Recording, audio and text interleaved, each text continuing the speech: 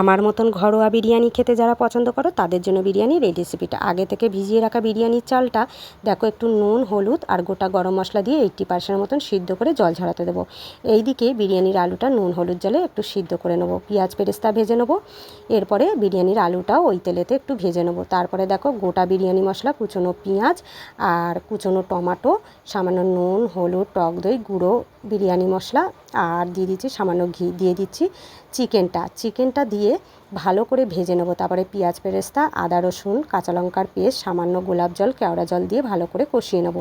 তারপরে গ্যাসের ফ্লেম বন্ধ করে দিয়ে দেবো বিরিয়ানির আলুটা। উপর থেকে বিরিয়ানির ভাতটা দিয়ে দেবো গোলাপ জল, কেওড়া জল আর কেশর মেশানো দুধ, পেঁয়াজ বেরেস্তা দিয়ে 10 মিনিটের জন্য ঢাকা চাপা দিয়ে দমে দেবো। তারপরে দেখো ঢাকা খুলে নিয়েছি, 10 মিনিট হয়ে গেছে। ঝরঝরে বিরিয়ানি কিন্তু আমাদের রেডি। কী সুন্দর যে খেতে হয়েছিল কি বলবো। আর ঘরে বানানো বিরিয়ানি কিন্তু আমার বেশি পছন্দ। টাটা।